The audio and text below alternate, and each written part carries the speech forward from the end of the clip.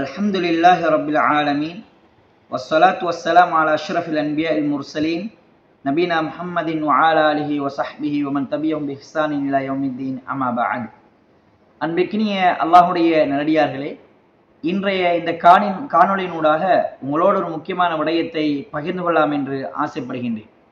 அல்லாஹ்வுடைய தூதர் ஸல்லல்லாஹு அலைஹி வஸல்லம் சொன்னார்கள், ஈமான் 70 சுற்றம் கிளைகளை கொண்டிருக்கின்றது. அதில் உயர்ந்தது லா இலாஹ இல்லல்லாஹ் முஹம்மது ரசூலுல்லாஹ்.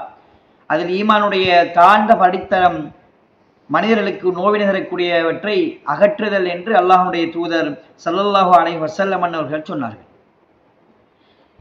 இந்த ஈமானுடைய தாழ்ந்த படித்தரமான வீதியிலே மனிதர்களுக்கு நோவினை தரக்கூடியவற்றை அகற்றுதல் என்கின்ற பண்பாடிலே மூமின்கள் குறைபாடு உள்ளவர்களாக இருந்து கொண்டிருப்பதை நாங்கள் அவதானிக்க முடிகின்றது.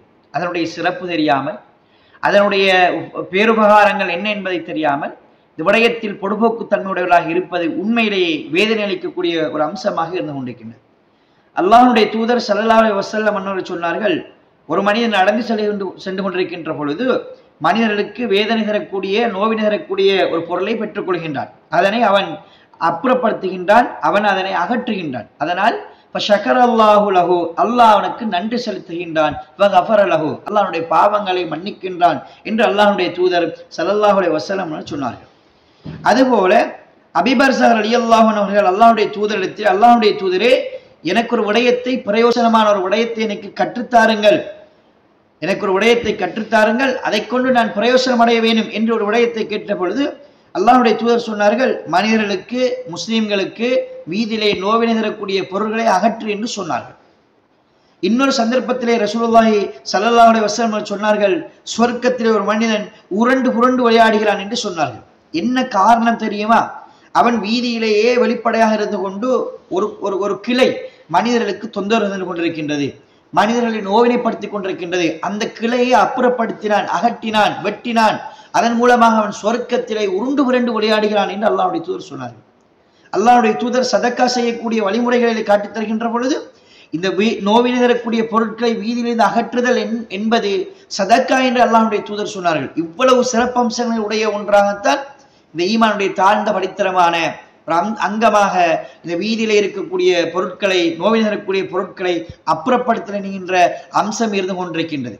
எனவே மனிதர்களுக்கு தொந்தரவு தரக்கூடிய, இடையூறு அளிக்கக்கூடிய பொருட்களை வீதியிலிருந்து அப்புறப்படுத்துதல் என்பது ஒரு சர்வ சாதாரணமான விடயம் கிடையாது.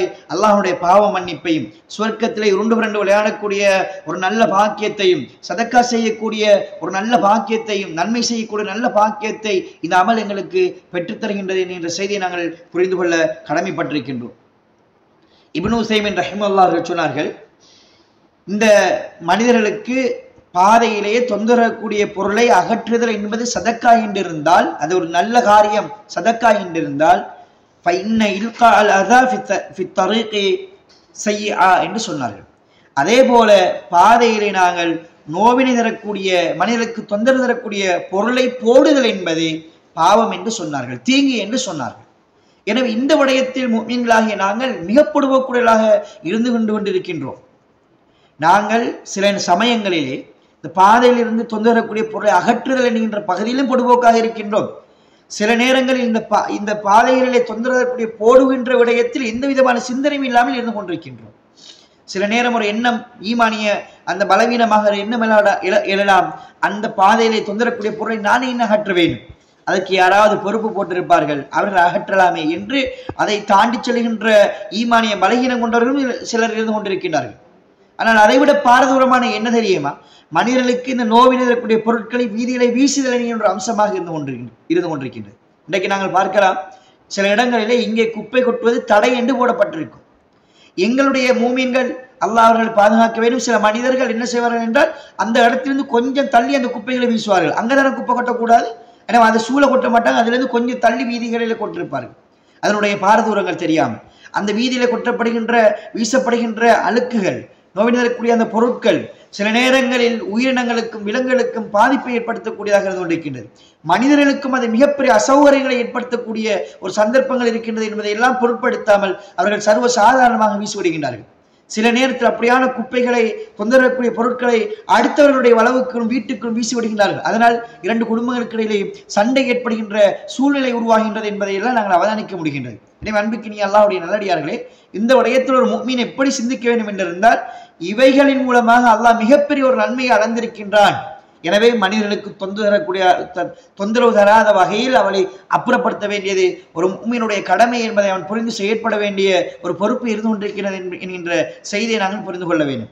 அன்பிற்கினிய அல்லாஹ்வுடைய நல்லடியார்களை, அதே போலதான் வாகனங்களிலே பயணம் செய்கின்ற பொழுது நாங்கள் வாகனத்தில் ஏதாவது ஒரு உணவை உண்டபின் அல்லது உண்ட உணவு எங்களுக்கு வாந்தியாக வெளியேற்றிய பின் அதனை நாங்கள் வெளியே சர்வ சாதாரணமாக பின்னால் வரக்கூடிய வாகனங்களுக்கு இடைஞ்சலாக இருக்கும், அல்லது அது பிறருக்கு ஒரு அபத்தத்தை ஏற்படுத்தும், ஒரு ஆபத்தை கொண்டு வரும் என்கின்ற எந்த சிந்தனையும் இல்லாமல் சர்வசாதாரணமாக நாங்கள் பொட்டலாக இருக்கலாம் அல்லது ஏனைய குப்பைகளாக இருக்கலாம், உணவுப் பொதிகளாக இருக்கலாம், வீசிவிட்டு செல்கின்றோம்.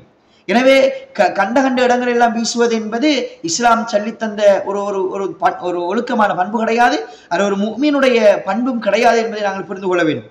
பாதையிலிருந்து குப்பையில் அகற்றுவதால் ஈமானுடைய ஒரு அங்கமாக அடையாளமாக இருந்து கொண்டிருக்கின்றது.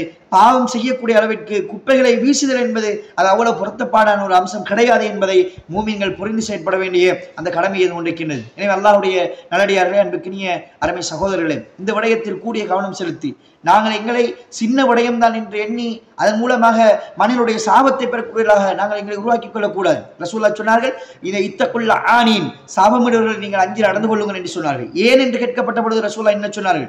மனிதனுடைய சாபம் என்பது அது பொல்லாதது என்பதை நாங்கள் புரிந்து கொள்ள வேண்டும். சில நேரங்கள் மனிதர்களுக்கு இடைஞ்சல் தரக்கூடிய வகையில், மனிதர்களுக்கு தொந்தரக்கூடிய வகையில் நாங்கள் ஏதாவது ஒரு விடயத்தை செய்திருப்போம். அதன் மூலமாக அவன் எங்களுக்கு திட்டினால், நாசம் அதாவது சாபமிட்டால் அந்த சாபத்துக்குள்ளாக நாங்கள் மாற வேண்டிய ஒரு துர்ப்பாக்கிய நிலை ஏற்படலாம். எனவே அதிலிருந்து எங்களை பாதுகாத்துக் கொள்ள வேண்டும், புரிந்து நடக்க வேண்டும். எப்படி தெரியுமா? பாதையில் இருந்து குப்பையை அகற்றக்கூடிய நல்ல பண்பாடு எனக்கு உருவாக வேண்டும். அதே போல நான் வீச வேண்டிய இடம், எந்த இடத்தில் குப்பைகள் போட வேண்டும் என்கின்ற அனுமதி தரப்பட்டிருக்கின்றது, அதற்கான அந்த சூழ்நிலை இருக்கின்றதோ அந்த இடத்தில் அவைகளை நாங்கள் வீசி செல்வதற்கான அந்த பழக்கத்தை எடுத்து உருவாக்கிக் கொள்ள வேண்டும். இது சின்ன விடயமாக தென்பட்டாலும் இதனுடைய யதார்த்தங்கள், அதனுடைய தாற்பயங்களை நாங்கள் புரிந்து கொள்ளாமல் இருக்கின்றோம். எனவே இந்த விடயத்தில் நாங்கள் கூடிய கவனம் செலுத்தி இந்த சின்ன விடயத்தின் மூலமாக, இந்த சிறிய அமலின் மூலமாக, விருப்பப்பட்ட ஒரு சுண்ணாவின் மூலமாக நாளை மறுமை நாளிலே அல்லாஹ்வுடைய அன்புக்குரியவர்களாக, அல்லாஹ்வுடைய மன்னிப்புக்குரியவர்களாக, சொர்க்கத்துக்கு சொந்தக்காரர்களாக ரப்புல் ஆலமீன் பேசி என்னையும் உங்களை மாக்கி அருள்வானாக. அகூலி கௌலி ஹாதா அஸ்தக்ஃபிருல்லாஹ லி வ லக்கும் வ லி ஜமீஇல் முஸ்லிமீன் வ ஆகிரு தஅவானா அல்ஹம்துலில்லாஹி ரப்பில் ஆலமீன்.